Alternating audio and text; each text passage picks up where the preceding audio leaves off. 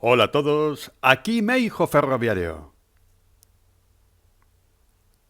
Saludos cordiales. Bienvenidos todos a Depósitos y Talleres. Episodio 9. Bienvenidos a Santander, al Depósito de Cajo.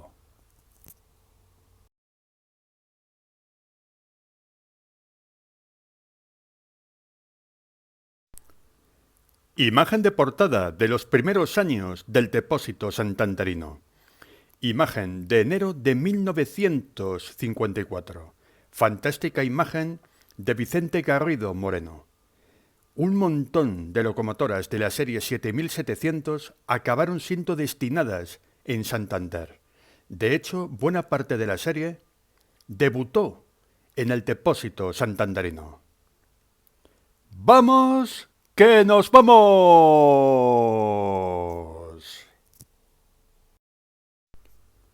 Aunque Santander tuvo vapor, cuando realmente fue relevante Santander en lo ferroviario, fue con la construcción del nuevo depósito de Cajo por parte de Renfe. Aquí vemos en construcción la nave principal del depósito, en diciembre de 1952. La línea Palencia-Santander siempre fue una línea bastante difícil por su orografía. Por ello, Renfe, en la década de los 50, se centró en electrificar esta importante línea y sobre todo para que los trenes mercantes pudieran llegar al importante puerto de Santander. Interesante la historia del tramo entre Alar del Rey y Santander, ya que en el siglo XIX se construyó como una continuación del Canal de Castilla, un canal que finalmente no pudo cruzar la cordillera cantábrica y se decidió por la construcción de un ferrocarril. Otra imagen de una de las naves del depósito de Santander en construcción, imagen del 11 de noviembre de 1956. Aunque hacia 1953 y 54 ya estaba funcionando la línea, con su electrificación, todavía había dependencias que estaban en construcción. A la vez que se iba construyendo el depósito, empezaban los primeros servicios con tracción eléctrica entre Santander y la meseta castellana. La historia del depósito santanderino de Cajo es muy similar a la que hemos visto en el anterior episodio de Depósitos y Talleres, cuando pudimos ver la historia del depósito de Oviedo.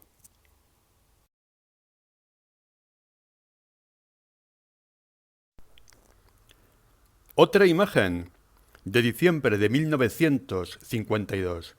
Una imagen de las muchas que hizo Renfe en la remodelación del depósito de Santander. Aquí podemos ver con detalle la placa giratoria para las locomotoras. En un principio no iba a tener hilo de catenaria, pero finalmente se hizo un tejido en forma de tela de araña para que las locomotoras eléctricas pudieran salir directamente desde los cocherones preparados para tal fin, sin necesidad de locomotoras piloto ni nada por el estilo. Algo que era muy habitual en los ferrocarriles españoles de la época, que en los depósitos las grandes locomotoras de vapor tuvieran pequeñas máquinas de maniobras que las sacaran de los cocherones para luego ser encendidas en otro punto o en una vía de apartadero. En esa década de los 50, la transformación del depósito fue prácticamente integral. Aquí tenemos otra imagen de época. Una vista general del depósito de Santander en junio de 1956. Si bien Santander, primero, se especializó en locomotoras eléctricas, sobre todo de la serie 7700, que fueron las más habituales durante mucho tiempo en este depósito, es un depósito que al final acabó especializándose en unidades eléctricas, como veremos después en el bloque de color. Hay que recordar también que Santander tuvo durante mucho tiempo y sigue teniendo muchísima vía métrica y que además, no muy lejos de aquí, existía también el depósito de vía métrica, ya que la estación de Santander era mixta para uso de ancho ibérico, Renfe, y para uso de ancho métrico, Feve, y también el antiguo ferrocarril cantábrico. Pero nos vamos a centrar en el ancho Renfe, ya que la vía métrica daría para muchos episodios y también para una serie completa. La llegada masiva de la fantástica serie 7700 de Renfe se produjo sin que el depósito estuviera construido al 100%. Aquí vemos una fantástica imagen de una pila, de una fila bastante grande de locomotoras de la serie 7700, luego 277, en el depósito de Santander, en la nave principal. Imagen del 14 de enero de 1954. Quedaban solo unos meses para la inauguración oficial de la electrificación entre Reynosa y la capital santanderina. Al igual que en aquella misma época y en Asturias, la serie 7700 dio un magnífico rendimiento en esta parte de la cordillera cantábrica. Inolvidables las locomotoras inglesas de Renfe. Seguimos en enero de 1954, donde también, además de las inglesas, se podían ver algunas locomotoras de la serie 6100 que habían sido movidas desde la zona de Pajares a la capital santanderina. Ya vimos el monográficos de material motor en el episodio dedicado a la serie 6100 Norte, luego Renfe, que hubo un trasvase de material de la zona de Asturias y León a esta zona de Santander. Hubo unos años, estos años 50 y principios de los 60, donde había bastante diversidad. Lo que en un principio iba a ser un monopolio de las locomotoras inglesas de la serie 7700, al final se convirtió en un depósito variado donde también se podían ver fantásticas locomotoras eléctricas de la década de los años 20, de la antigua Compañía del Norte. Y aquí, por fin, ya podemos ver el depósito santanderino de Cajo, al menos esta nave, en pleno funcionamiento, con la placa giratoria electrificada, con la famosa araña formada por hilos de catenaria, y ya la serie 277 tenía su hogar fijo en la capital santanderina. Fantástica imagen. Aunque todavía seguían, a la derecha se puede ver, algunas naves y algunas edificaciones que todavía estaban en construcción. Las locomotoras de la serie 7700 de Renfe, las famosas inglesas como se les llamaba en aquella época, la que luego fue la serie 277, han sido de las mejores locomotoras eléctricas que han tenido los ferrocarriles españoles. Tenían una excelente suspensión, muy buena potencia para la época y eran unas fantásticas locomotoras para los puertos de montaña. Locomotora 7705 de Renfe, engalanada en la inauguración de la electrificación entre Reynosa y la capital santanderina, agosto de 1954. Al igual que el puerto de Pajares, el puerto de Pozazal, que une las provincias de Palencia y de Santander, era uno de los puertos más duros de España.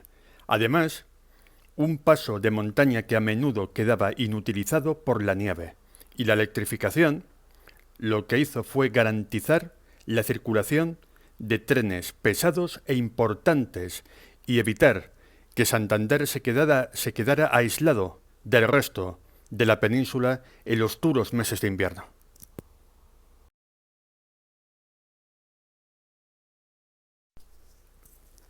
Una vista de uno de los fosos del depósito de Santander, imagen del 11 de noviembre de 1956, cuando ya estaba plenamente operativo el depósito. Fantástica imagen. Con el tiempo, este depósito se convirtió en gran medida por su placa giratoria y su tela de araña de catenaria, se convirtió en uno de los más icónicos de toda la red española. Un depósito que fue evolucionando, ya que cuando se dieron de baja las locomotoras de la serie 277, más adelante vinieron, como veremos después, las japonesas, las unidades eléctricas de todo tipo, y con el tiempo fue un depósito que supo transformarse y adecuarse a los tiempos. Una lástima que con la crisis de mantenimiento actual los depósitos cada día estén más abandonados. Una lástima. Imagen del mismo día, donde se puede ver algún vestigio del antiguo depósito de vapor que existió en Santander. Santander fue, durante mucho tiempo, un batiburrillo de muchos ferrocarriles de vía ancha y de vía estrecha. También la capital santanderina tuvo diversas estaciones, sobre todo de vía métrica. Pero la vía métrica va a quedar para futuros episodios y para futuras series de Meijo Ferroviario, ya que España llegó a tener la red de vía métrica más extensa de Europa. Al ser un país montañoso, un ferrocarril métrico podría valer hasta un 40% menos en su construcción que uno de vía ancha. Sin embargo, la vía métrica pasa desapercibida en España, ya que la inmensa mayoría de los aficionados al ferrocarril lo son de Renfe y de el ancho normal o ancho ibérico, como se le llama aquí. Locomotora 7702 de Renfe, plaqueando en el año 1956. La electrificación de la provincia de Santander, la actual Comunidad Autónoma de Cantabria, se realizó sabiamente a 3000 voltios en corriente continua, como hizo la Compañía del Norte y luego Renfe en Asturias, y se demostró que era un sistema de electrificación superior al antiguo de 1500 voltios, que además curiosamente se utilizaba en buena parte en muchos países europeos como Francia, pero finalmente se demostró que con 3000 voltios había más potencia, menos subestaciones y se permitía un mayor número de circulaciones en un mismo tramo de vía. Y de los inicios y el blanco y negro, nos vamos a la segunda época del depósito de Santander, a un bloque en color. Locomotora de la serie 261005 de Renfe. Imagen de agosto de 1970. En los últimos años de esta serie, procedente del puerto de Pajares en Asturias, esos últimos años, muchos, fueron aquí, en Santander y en Cantabria en general. Otras locomotoras de la serie fueron enviadas a Cataluña. Aquí podemos ver cómo era la decoración, a diferencia de sus hermanas catalanas que llevaban el color, como las francesas de Renfe, color Alstom.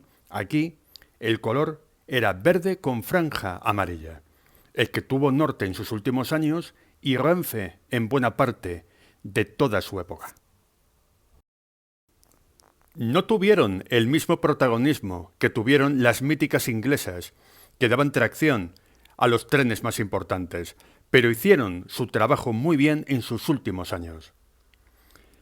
Y no podían faltar las unidades eléctricas, que desde la década de los 70 y 80 se multiplicaron en el depósito de Santander. Unidad eléctrica 438-017 de Renfe. Imagen del depósito de Santander en agosto de 1991. Las suizas fueron unas unidades eléctricas muy duras y bastante divertidas para los maquinistas. Muchos de ellos, en la comunidad trenera, hablan mucho de que eran divertidas de conducir. Estuvieron muchos años en el depósito santanderino y muchas de ellas fueron decoradas en los años 80 a partir de 1982 con esta bonita decoración amarilla y azul. Una decoración icónica de las más bonitas que ha tenido Renfe, aunque también hubo muchas suizas pintadas en los colores originales. Otra imagen de la unidad 438-017, imagen del 21 de julio de 1987, donde se puede ver también cómo eran las instalaciones en general en la zona de Santander. Ya a partir de esta época, las unidades suizas, no solamente en Santander, también en toda España, poco a poco y de manera paulatina se fueron dando de baja y fueron sustituidas poco a poco por las unidades de la serie 440, unas unidades que eran más modernas y bastante más duras para todo tipo de trayectos. Las suizas tenían una velocidad máxima de 110 km por hora. Ello las hacía idóneas para el trayecto entre Palencia y Santander, ya que durante muchos años la catenaria con la que fue inaugurada esta línea era sin compensar, no tenía contrapesos de compensación y por lo tanto solo podía circular material con velocidad máxima a 110 km por hora. Durante muchos años, este problema, entre comillas, en la catenaria supuso una limitación para muchos trenes que llegaban a la capital santanderina. Mismo día, misma ubicación y mismo tren, pero con un plano diferente, donde se pueden ver detalles más bonitos de estas unidades suizas. La podemos ver con más detalle. No todas las unidades suizas iban con 3 coches. Coche motor con cabina, coche remolque y coche extremo con cabina. Las había que también llevaban 2 unidades aligeradas, como se les llamaba en aquella época. Al hilo sobre las electrificaciones de Renfe en los años 50, comentad que todas las electrificaciones, en esas líneas la velocidad máxima en todas era de 110 km por hora. De hecho, el material eléctrico de la época se contrató y se compró a esa velocidad, ya que el sistema de catenaria primitivo que utilizó Renfe en aquella época no permitía mayores velocidades. Y de un clásico a otro clásico. Aquí podemos ver 2 locomotoras de la serie 269, una en verde y otra en color 1000 rayas. Fantástica imagen del depósito santanderino el 19 de octubre de 1993. Poco a poco, la línea Palencia-Santander fue invadida por las japonesas, ya que buena parte de las locomotoras inglesas poco a poco, ya desde finales de los 80, fueron dándose de baja, y la contrapartida fue todas estas fantásticas locomotoras japonesas, que se adaptaron muy bien al duro trayecto de esta zona de España. Y con las japonesas llegó el colorido ochentero y noventero. Aquí vemos una 269 estrella al lado de otra de color verde. Santander llegó a tener bastantes locomotoras japonesas, sobre todo cuando empezaron a sustituir a las viejas pero excelentes locomotoras inglesas de la serie 277. Imagen del 19 de octubre de 1993. Fecha donde prácticamente la inmensa mayoría de las locomotoras inglesas ya habían sido apartadas, al igual que las unidades suizas. Hubo cierta revolución en el depósito santanderino a finales de los 80 y principios de los 90, que por extensión llegó prácticamente a toda España. Una pena que a principios de los 90 fuera apartado y desguazado un montón de material que podría haber seguido funcionando bastante tiempo más. Todos, por desgracia, nos acordamos del cierre de líneas del año 85, pero no todo el mundo se acuerda de esta catástrofe ferroviaria que se sufrió en la primera mitad de los 90 con los desguaces masivos de material motor y remolcado. En Santander también eran muy habituales y muy numerosos los tractores de maniobras. Aquí vemos una locomotora 303-047 maniobrando el 21 de julio de 1987. Según los inventarios de Renfe, hubo bastantes locomotoras o tractores de maniobras asignados a este depósito. En futuros reportajes veremos más cosas de Santander, ya que era un complejo ferroviario muy interesante. No solamente existió este fantástico depósito, el de Cajo, también la zona portuaria, la estación mixta y un montón de cosas, de grandes apuntes que dejó para la historia la capital santanderina. Una panorámica del depósito el 19 de octubre de 1993. Unos años de muchos cambios, porque ya les quedaba muy poco tiempo a las unidades suizas y vemos en la imagen cómo había cada vez más japonesas, aunque con el tiempo este depósito se acabó especializando en unidades eléctricas. Una época difícil porque se redujeron bastante los servicios de viajeros en toda España y también aquí en Santander. De hecho, se redujo bastante el número de trenes de viajeros y con el tiempo también bajaron las mercancías. Afortunadamente, el puerto de Muriadas, la zona de Muriadas, últimamente ha tenido en los últimos años un auge de las mercancías y esperemos que esto continúe así. A principios de la década de los 90 se produjo uno de los grandes relevos de material. Las suizas fueron dándose de baja y fueron llegando masivamente las unidades de la serie 440 con la nueva decoración de cercanías. La gran mayoría de las 440 estaban sin reformar, únicamente recibieron la única imagen y se les pudo ver durante bastante tiempo antes de la llegada de la serie 470. Unidad 440-202 de Renfe. Imagen de principios de los años 90, cuando empezó este relevo generacional. Y nos vamos a quedar en los años 90. La idea de este reportaje era ver los inicios del depósito de Cajo en Renfe y llegar hasta posiblemente su última gran época, porque a partir de los años 90 el ferrocarril en Santander se convirtió en algo bastante monótono. Aún así, habrá más, porque Santander y Cantabria merecen mucho la pena. Última imagen del reportaje. Unidades de la serie 440 de Renfe Cercanías en Santander, en el año 1998. Muchísimas gracias por vuestra atención. Suscribiros, dar like, comentad, compartid. Y hasta el próximo video. Postdata. Meijo Ferroviario ha llegado a los 4.000 suscriptores.